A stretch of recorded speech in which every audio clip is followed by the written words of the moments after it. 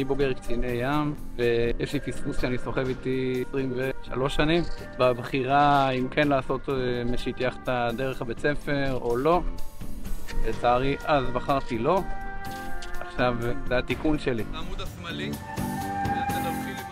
ההצעה של איריס הייתה הכי נוחה, קרובה לבית, ללא צורך בטיסה ליוון או קפריסין או בכל מקום אחר שהוא לא הארץ. זה גם משאיר לנו את הערבים, למרות שהקורס מאוד אינטנסיבי, הערבים עדיין משפחות, מה שנשאר מהיום.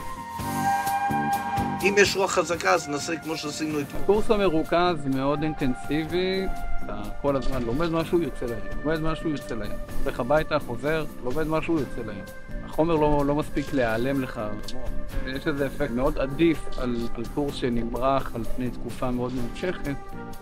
בסופו של דבר אני באתי לפה ואחרי שבוע, בתקווה, בעזרת השם, אני גם מקבל את הרישיון.